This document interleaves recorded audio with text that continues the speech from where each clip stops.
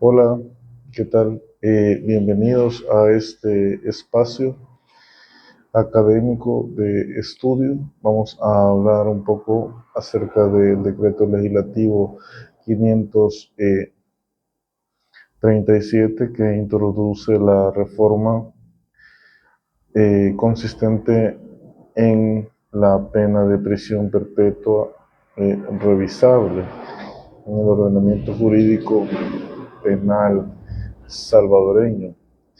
Y es que si nosotros vemos un poco con detenimiento el contenido de este decreto, esta pena en particular se canaliza, se enfoca, se regula específicamente para ciertos delitos. Es decir, lo primero que debemos de tener claro es que la pena de prisión perpetua revisable que está ahora en el sistema jurídico salvadoreño no está para todos los delitos, sino para cuáles. Yo quisiera, digamos, como establecer que de acuerdo al texto hay una constante, hay una categoría jurídica por ahí que se repite eh, dentro del texto de este decreto y son los delitos de extrema gravedad. Cuando nosotros vemos los delitos de extrema gravedad, pudiésemos encerrarlos en aquellos delitos que están referidos a la vida, a la libertad o indemnidad sexual, así como también a la paz pública.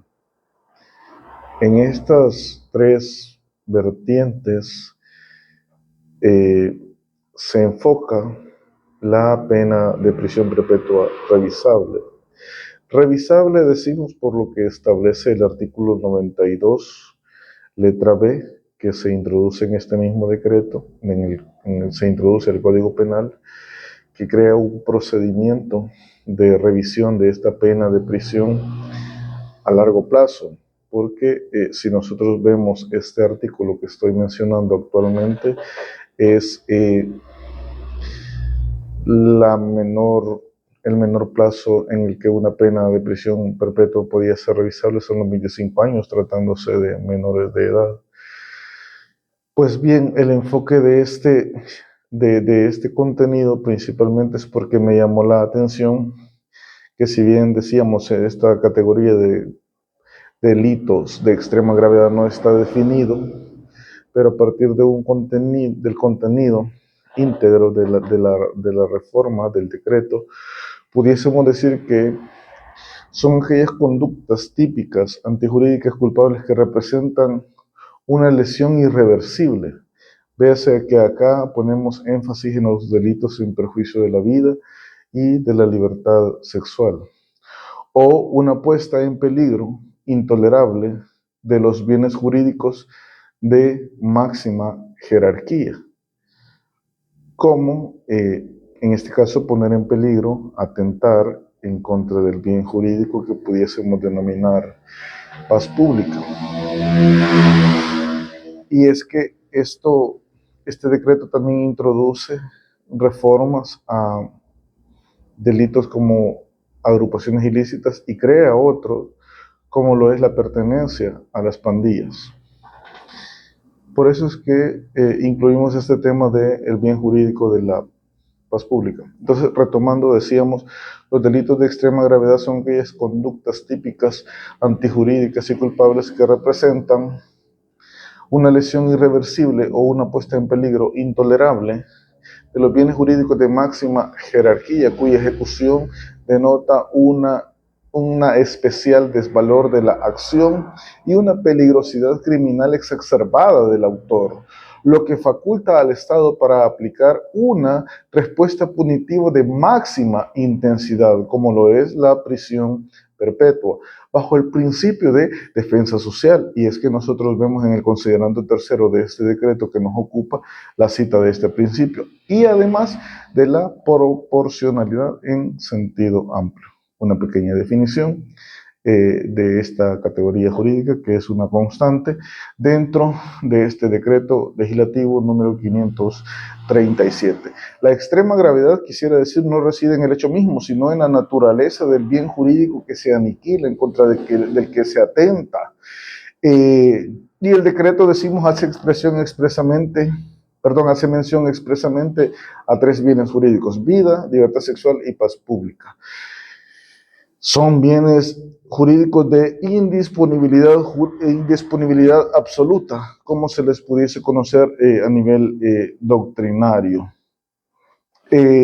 Por supuesto, de que quizás no está de más decir que no deja de introducir un poco lo que conocemos también académicamente como el derecho penal del enemigo de Jacobs, este decreto legislativo. En el sentido, por ejemplo, que en este decreto, cuando nosotros vemos la creación del nuevo delito de pertenencias a las pandillas, acá la extrema gravedad no solo se mide por un acto individual del sujeto, sino por el estatus del sujeto, que como combatiente, como un enemigo contra el ordenamiento jurídico. La gravedad es extrema porque el delito es interpretado por el legislador como un ataque a la estructura misma del Estado de Derecho.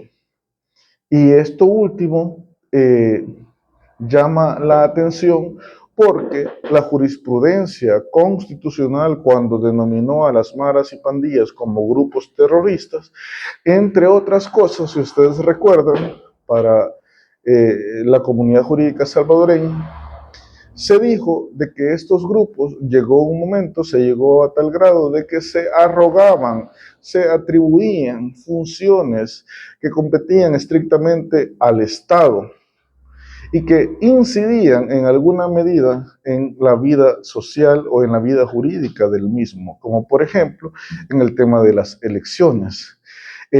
Así es que quizás estas son las consideraciones que podremos hacer en relación a este decreto. Hay más contenido, habrá más que decir, habrán otros temas que abordar, pero pues por hoy nos quedamos acá.